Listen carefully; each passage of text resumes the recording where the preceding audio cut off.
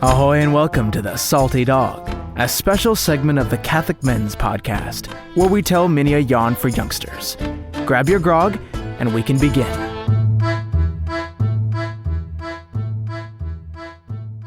Tsarevich Ivan, the Firebird and the Grey Wolf, a very strange Russian folk tale by Alexander Afanasyev.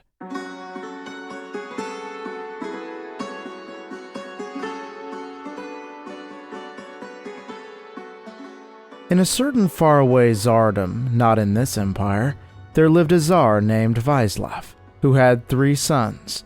The first, Tsarevich Dmitri, the second, Tsarevich Vasily, and the third, Tsarevich Ivan. The tsar had a walled garden, so rich and beautiful that in no kingdom of the world was there a more splendid one.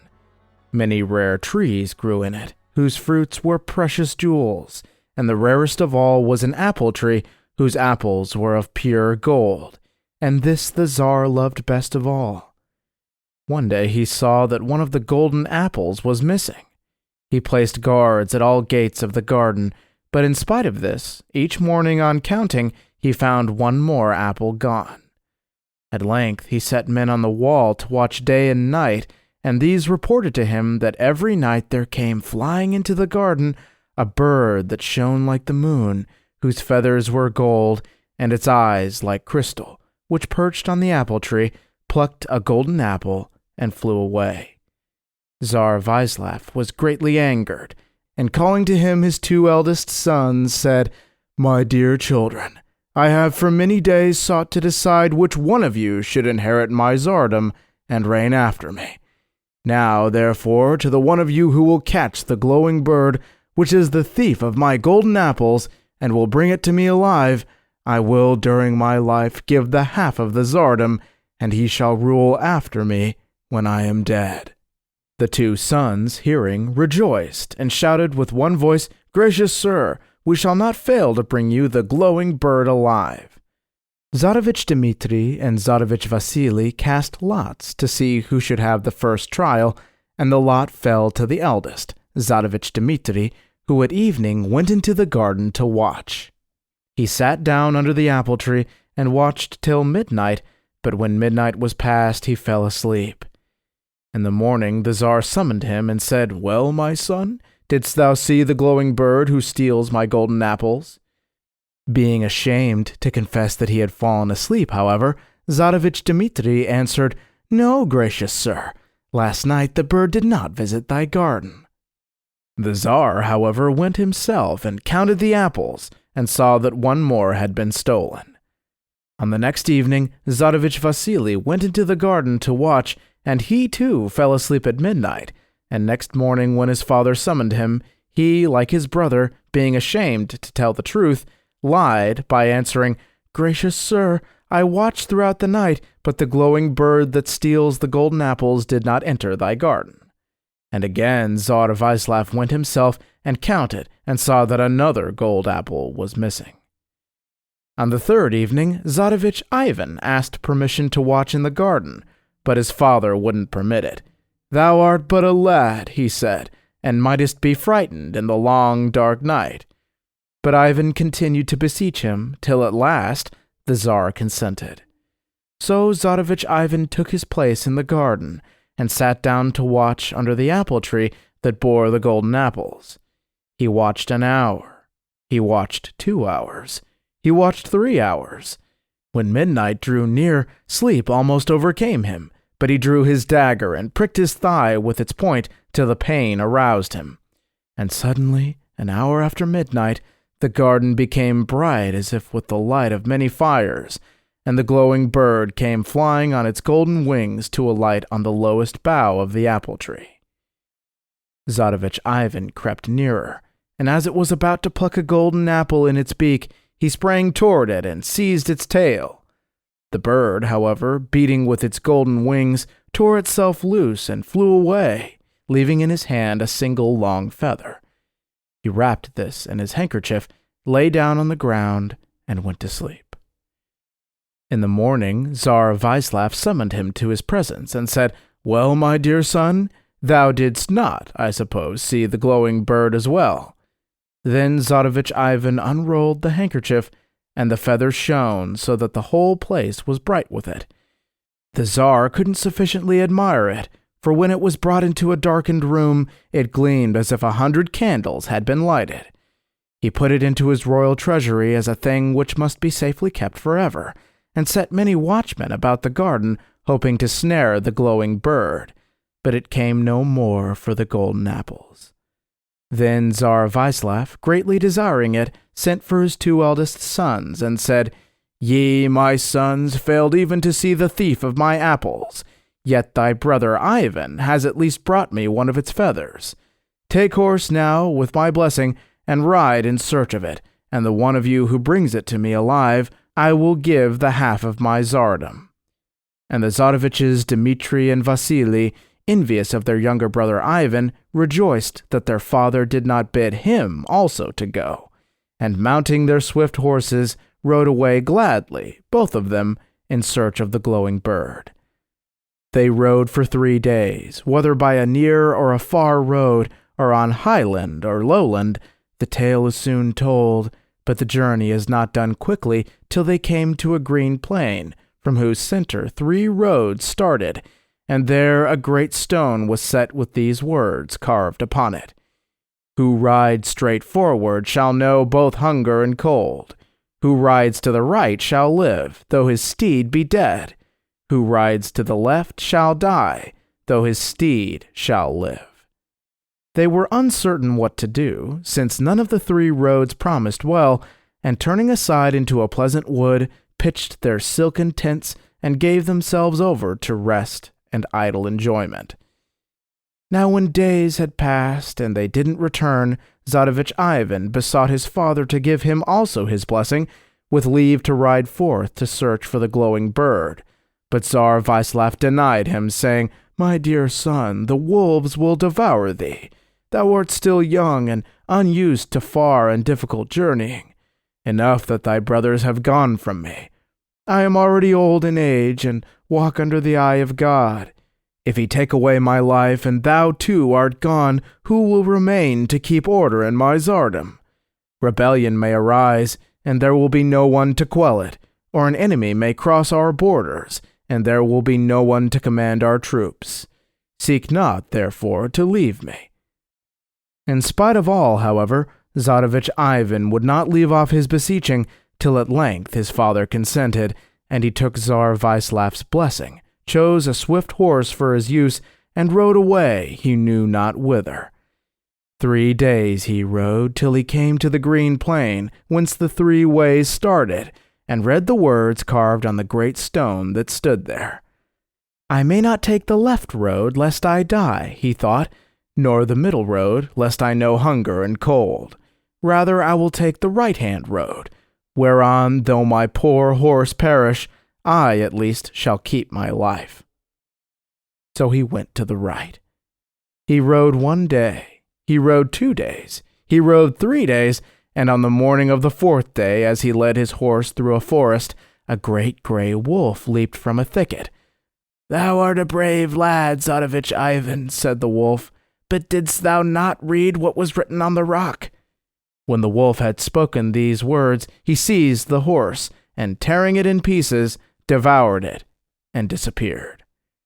Tsarevich Ivan wept bitterly over the loss of his horse.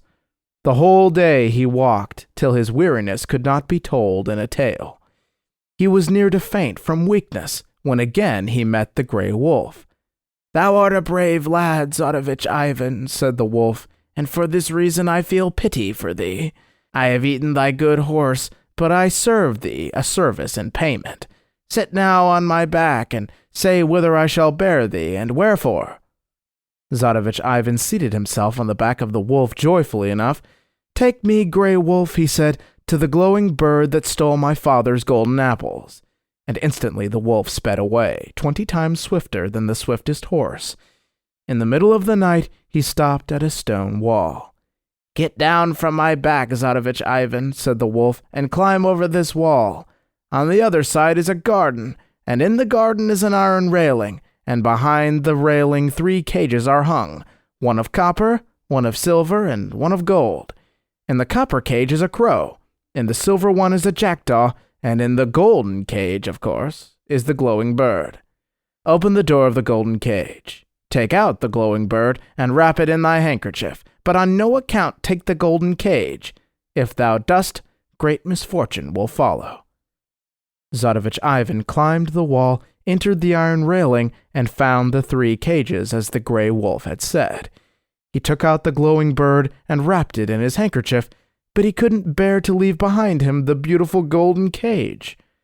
The instant he stretched out his hand and took it, however, there sounded throughout all the garden a great noise of clanging bells and the twanging of musical instruments to which the golden cage was tied by many invisible cords, and 50 watchmen, waking, came running into the garden. They seized Tsarevich Ivan, and in the morning they brought him before their Tsar, who was called Dolmat. Tsar Dolmat was greatly angered, and shouted in a loud voice, "This is a fine, bold-handed Cossack to be caught in such a shameful theft. Who art thou? From what country comest thou? Of what father art thou son, and how art thou named?" "I come from the Tsardom of Vyslav," answered Tsarevich Ivan, "son of Tsar Vyslav, and I am called Ivan. Thy glowing bird entered my father's garden by night, and stole many golden apples from his favorite tree. Therefore the Tsar, my father, sent me to find and bring to him the thief." "And how should I know that thou speakest truth?" answered Tsar Dolmat. "Hadst thou come to me first, I would have given thee the glowing bird with honor. How will it be with thee now when I send into all tsardoms declaring how thou hast acted shamefully in my borders? However, Tsarevich Ivan, I will excuse thee this, if thou wilt serve me a certain service. If thou wilt ride across 3 times 9 countries to the 30th tsardom of Tsar Afron, and wilt win from him the horse with the golden mane, which his father promised me, and which is mine by right, then will I give to thee with all joy the glowing bird. But if thou dost not serve me this service, then I will declare throughout all tsardoms that thou art a thief, unworthy to share thy father's honors." Tsarevich Ivan went out from Tsar Dolmat in great grief. He found the gray wolf and related to him the whole. "Thou art a foolish youth, Tsarevich Ivan," said the wolf. "Why didst thou not recall my words and leave the golden cage?" "I am guilty before thee," answered Ivan sorrowfully. "Well," said the gray wolf, "I will help thee. Sit on my back and say whither I shall bear thee and wherefore." So Tsarevich Ivan a second time mounted the wolf's back. "Take me, gray wolf," he said, "across 3 times 9 countries to the 30th tsardom, to Tsar Afron's horse with the golden mane." At once the wolf began running, 50 times swifter than the swiftest horse. Whether it was a long way or a short way, in the middle of the night he came to the 30th tsardom, to Tsar Afron's palace, and stopped beside the royal stables, which were built of all white stone. "Now, Tsarevich Ivan," said the wolf, "get down from my back and open the door. The stablemen are all fast asleep, and thou mayest win the horse with the golden mane. Only take not the golden bridle that hangs beside it. If thou takest that, great ill will befall thee." Oh no. Tsarevich Ivan opened the door of the stables, and there he saw the horse with the golden mane, whose brightness was such that the whole stall was lighted by it.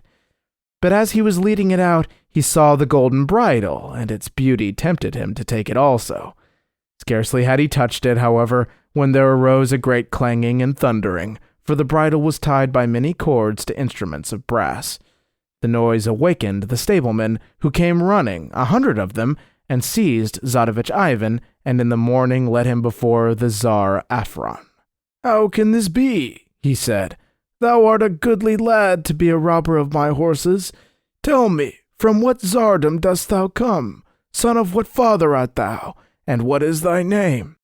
"I come from the tsardom of the Tsar of Vyslav," replied Tsarevich Ivan, "whose son I am, and my name is Ivan. Tsar Dolmat laid upon me this service, that I bring him the horse with the golden mane, which thy father promised him, and which is his by right." "Hadst thou come with such a word from Tsar Dolmat," answered Tsar Afron, "I would have given thee the horse with honor, and thou needst not have taken it from me by stealth. How will it be with thee when I send my heralds to all tsardoms, declaring thee, a Tsar's son, to be a thief? However, Tsarevich Ivan, I will excuse thee this if thou wilt serve me a certain service. Thou shalt ride over 3 times 9 lands to the country of the Tsar, whose daughter is known as Helen the Beautiful, and bring me the Tsarevna to be my wife. For I have loved her for long with my soul and my heart, and yet cannot win her. Do this, and I will forgive thee this fault, and with joy will give thee the horse with the golden mane, and the golden bridle also for Tsar Dolmat. But if thou dost not serve me this service, then will I name thee as a shameful thief in all tsardoms. Tsarevich Ivan went out from this splendid palace, weeping many tears, and came to the Grey Wolf and told him all that had happened. Thou hast again been a foolish youth, said the wolf. Why didst thou not remember my warning not to touch the golden bridle? Grey Wolf, said Ivan, still weeping, I am guilty before thee. Well, said the wolf, be it so. I will help thee. Sit upon my back, and say whither I shall bear thee, and wherefore. So Tsarevich Ivan wiped away his tears, and a 3rd time mounted the wolf's back. Take me, Grey Wolf, he said, across 3 times 9 lands to the Tsarevna, who's called Helen the Beautiful. And straightway the wolf began running, 100 times swifter than the swiftest horse, faster than one can tell in a tale, until he came to the country of the beautiful princess. At length he stopped at a golden railing surrounding a lovely garden. Get down now, Tsarevich Ivan, said the wolf. Go back along the road by which we came, and wait for me in the open field under the green oak tree. So Tsarevich Ivan did as he was bidden. But as for the Grey Wolf, he waited there. Toward evening, when the sun was very low and its rays were no longer hot, the Tsar's daughter, Helen the Beautiful, went into the garden to walk with her nurse and the ladies-in-waiting of the court. When she came near, suddenly the Grey Wolf leaped over the railing into the garden, seized her, and ran off with her more swiftly than 20 horses. He ran to the open field, to the green oak tree where Tsarevich Ivan was waiting, and set her down beside him. Helen the Beautiful had been greatly frightened, but dried her tears quickly when she saw the handsome youth. Mount my back, Tsarevich Ivan, said the wolf, and take the Tsarevna in your arms. Tsarevich Ivan sat on the Grey Wolf's back and took Helen the Beautiful in his arms, and the wolf began running more swiftly than 50 horses across the 3 times 9 countries back to the tsardom of Tsar Afron. The nurse and ladies-in-waiting of the Tsarevna hastened to the palace, and the Tsar sent many troops to pursue them, but fast as they went, they couldn't overtake the Grey Wolf. Sitting on the wolf's back, with the Tsar's beautiful daughter next to him, Tsarevich Ivan began to love her with his heart and soul, and Helen the Beautiful began also to love him, so that when the Grey Wolf came to the country of Tsar Afron, to whom she was to be given, Tsarevich Ivan began to shed many tears. Why dost thou weep, Tsarevich Ivan? Asked the wolf, and Ivan answered, Grey Wolf, my friend, why should I not weep and be desolate? I myself have begun to love Helen the Beautiful, yet now I must give her up to the Tsar of Afron for the horse with the golden mane. For if I do not, then Tsar Afron will dishonor my name in all countries. I have served thee in much, Tsarevich Ivan, said the Grey Wolf, but I will also do thee this service. Listen, when we come near to the palace, I myself will take the shape of the Tsar's daughter, and thou shalt lead me to Tsar Afron, and shalt take in exchange the horse with the golden mane. Thou shalt mount him and ride far away. Then I will ask leave of Tsar Afron to walk on the open steppe, and when I am on the steppe with the court ladies in waiting, thou hast only to think of me, the Grey Wolf, and I shall come once more to thee. As soon as the wolf had uttered these words, he beat his paw against the damp ground, and instantly he took the shape of the Tsar's beautiful daughter, so like to her that no one in the world could have told that he was not the Tsarina herself. Then, bidding Helen the Beautiful to wait for him outside the walls, Tsarevich Ivan led the Grey Wolf into the palace to Tsar Afron. The Tsar, thinking at last he had won the treasure he had so long desired as his wife, was very joyful, and gave Tsarevich Ivan for Tsar Dolmat the horse with the golden mane and the golden bridle. And Tsarevich Ivan, mounting, rode outside the walls to the real Helen the Beautiful, put her before him on the saddle, and set out across the 3x9 countries back to the Tsardom of Tsar Dolmat. As to the Grey Wolf, he spent 1 day, he spent 2 days, he spent 3 days in Tsar Afron's palace, all the while having the shape of the beautiful Tsarina, while the Tsar made preparations for a splendid bridal. On the 4th day, he asked the Tsar's permission to go for a walk on the open steppe. "Oh, my beautiful Tsar's daughter," said Tsar Afron, "I grant thee whatever thou mayest wish. Go then and walk where it pleaseth thee, and perchance it will soothe thy grief and sorrow at parting from thy father." So he ordered serving women and all the ladies in waiting of the court to walk with her. But all at once, as they walked on the open steppe, Tsarevich Ivan, far away, riding with the real Helen the Beautiful on the horse with the golden mane, suddenly bethought himself and cried, Grey Wolf, I'm thinking of thee now. Where art thou?" At that very instant, the false princess, as she walked with the ladies in waiting of Tsar Afron's court, turned into the Grey Wolf, which ran off more swiftly than 70 horses. The ladies in waiting hastened to the palace, and Tsar Afron sent many soldiers in pursuit, but they couldn't catch the Grey Wolf, and soon he overtook Tsarevich Ivan. "Mount on my back, Tsarevich Ivan," said the wolf, "and let Helen the Beautiful ride on the horse with the golden mane." Tsarevich Ivan mounted the Grey Wolf, and the Tsarina rode on the horse with the golden mane, and so they went on together to the Tsardom of Tsar Dolmat, in whose garden hung the cage with the glowing bird. Whether the way was a long one or a short one, at length they came near to Tsar Dolmat's palace. Then Tsarevich Ivan, getting down from the wolf's back, said, "Grey Wolf, my dear friend, thou hast served me many services. Serve me also one more, the last and greatest. If thou canst take the shape of Helen the Beautiful, thou canst also take that of this horse with the golden mane. Do this, and let me deliver thee to Tsar Dolmat in exchange for the glowing bird. Then, when I am far away on the road to my own tsardom, thou canst again rejoin us." "So be it," said the wolf, and beat his paw against the dry ground, and immediately he took the shape of the horse with the golden mane, so like to the real one that no one could have told one from the other. When Tsar Dolmat saw Tsarevich Ivan riding on the false horse with the golden mane, he rejoiced exceedingly. He came out, embraced Ivan in the wide courtyard, and taking his right hand, led him into his splendid rooms.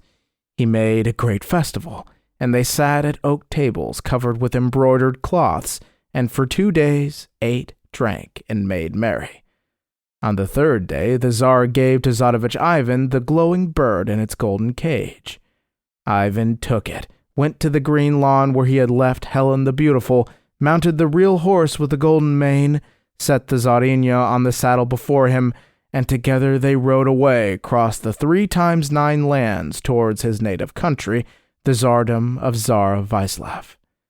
As to Tsar Dolmat, for 2 days he admired the false horse with the golden mane, and on the 3rd day he desired to ride him.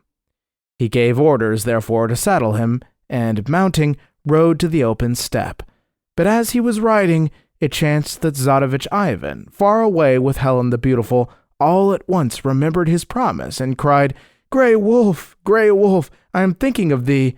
And at that instant the horse Tsar Dolmat rode threw the Tsar from his back, and turned into the Grey Wolf, which ran off more swiftly than 100 horses could follow. Tsar Dolmat hastened to the palace, and sent many soldiers in pursuit, but they couldn't catch the Grey Wolf. "Get down, Tsarevich Ivan," said the wolf. "Mount my back, and let Helen the Beautiful ride on the horse with the golden mane." So he did, and at length they came to the forest where the wolf had devoured Tsarevich Ivan's horse. There the Grey Wolf stopped. "Well, Tsarevich Ivan," he said, "I have paid for thy horse, and served thee in faith and truth. Get down now. I'm no longer thy servant." Tsarevich Ivan got down from the wolf's back, weeping many tears that they should part, and the gray wolf leaped into a thicket and disappeared, leaving Tsarevich Ivan mounted on the horse with the golden mane, with Helen the Beautiful, who held in her hands the golden cage in which was the glowing bird, to ride to the palace of Tsar Vaislav. They rode on 3 days, till finally they came to the green plain where the 3 ways met, and where stood the great stone. And being very tired, the Tsarevich and the Tsarina here dismounted and lay down to rest. Now it happened that the 2 elder brothers of Ivan, Tsarevich Dmitri and Tsarevich Vasily, having tired of their amusements in the wood, and being minded to return to their father without the glowing bird, came riding past the spot, and found their brother lying asleep with Helen the Beautiful not too far away. Seeing not only that he had found the glowing bird, but a horse with a mane of gold and a lovely princess, they were envious. And Tsarevich Dmitri drew his sword, stabbed Tsarevich Ivan to death, and cut his body into small pieces. They then awoke Helen the Beautiful and began to question her. "Lovely stranger," they asked, "from what tsardom dost thou come? Of what father art thou daughter? And how art thou named?" Helen the Beautiful, being roughly awakened and seeing Tsarevich Ivan dead, was greatly frightened and cried with bitter tears, "I am the Tsar's daughter, Helen the Beautiful, and I belong to Tsarevich Ivan, whom ye have put to a cruel death. If ye were brave knights, ye had ridden against him in the open field. Then might ye have been victorious over him with honor, but instead of that ye have slain him when he was asleep." But Tsarevich Vasily set the point of his sword against her chest and said, "Listen, Helen the Beautiful, thou art now in our hands. We shall bring thee to our little father, Tsar Vaislav, and thou shalt tell him that we, and not Tsarevich Ivan, found the glowing bird and won the horse with the golden mane and thine own lovely self. If thou dost not swear by all holy things to say this, then we this instant will put thee to death." And the beautiful Tsar's daughter, frightened by their threats, swore that she would speak as they commanded. Tsarevich Dmitri and Tsarevich Vasily cast lots to see who should take Helen the Beautiful, and who the horse with the golden mane and the glowing bird. The princess fell to Tsarevich Vasily, and the horse and the bird to Tsarevich Dmitri, and Tsarevich Vasily took Helen the Beautiful on his horse, and both rode swiftly to the palace of their father, Tsar Vaislav. The Tsar rejoiced greatly to see them. To Tsarevich Dmitri, since he had brought him the glowing bird, he gave the half of his tsardom, and he made a festival which lasted a whole month, at the end of which time Tsarevich Vasily was to wed the princess, Helen the Beautiful. As for Tsarevich Ivan, dead and cut into pieces, he lay on the green plain for 30 days. And on the 31st day it chanced that the gray wolf passed that way. He knew at once by his keen scent that the body was that of Tsarevich Ivan. While he sat grieving for his friend, there came flying an iron-beaked she-crow with 2 fledglings, who alighted on the ground and would have eaten of the flesh, but the wolf leaped up and seized one of the young birds. Then the mother crow, flying to a little distance, said to him, "O gray wolf, wolf's son, do not devour my little child, since it has in no way harmed thee." And the gray wolf answered, "Listen, crow, crow's daughter, serve me a certain service, and I will not harm thy fledgling. I have heard that across 3 times 9 countries and the 30th tsardom are 2 springs, so placed that none save a bird can come to them, which give forth, through the merit of a saint, the one of the water of death, and the other of the water of life. Bring to me 2 bottles of these waters, and I will let thy fledgling go safe and sound. But if thou dost not, then I will tear it in pieces and devour it." "I will indeed do thee this service, Grey Wolf," said the crow. "Only harm not my child," and immediately flew away as swiftly as an arrow. The Grey Wolf waited 1 day. He waited 2 days. He waited 3 days, and on the 4th day the she-crow came flying with 2 little bottles of water in her beak. The Grey Wolf tore the fledgling into pieces. He sprinkled the pieces with the water of death, and they instantly grew together. He sprinkled the dead body with the water of life, and the fledgling shook itself and flew away with the she-crow safe and sound. The gray wolf then sprinkled the pieces of the body of Tsarevich Ivan with the water of death, and they grew together.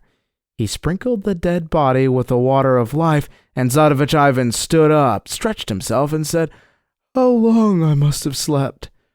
"Yes, Tsarevich Ivan," the gray wolf said, "and thou wouldst have slept forever had it not been for me, for thy brothers cut thee into pieces, and took away with them the beautiful Tsar's daughter, the horse with the golden mane, and the glowing bird. Make haste now, and mount on my back, for thy brother Tsarevich Vasily today is to wed thy Helen the Beautiful."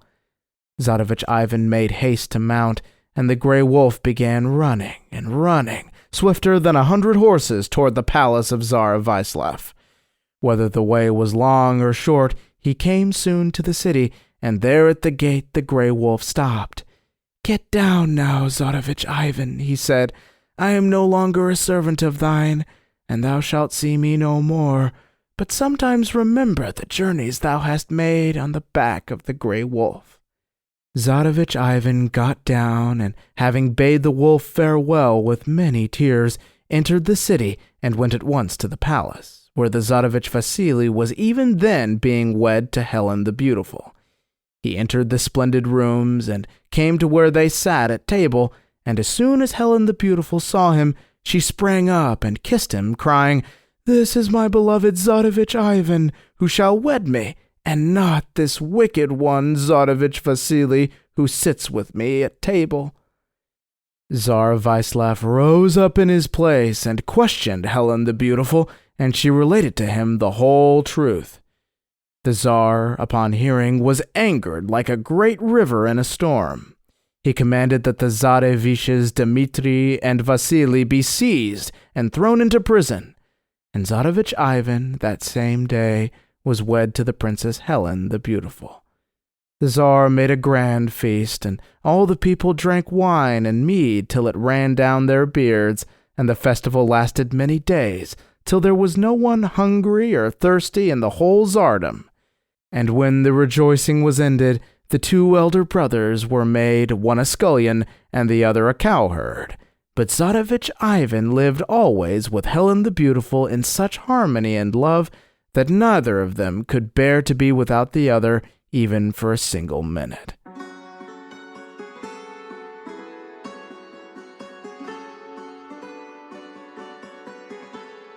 Thank you all so much for listening to that very strange Russian fairy tale, and I wish you fair winds and following seas.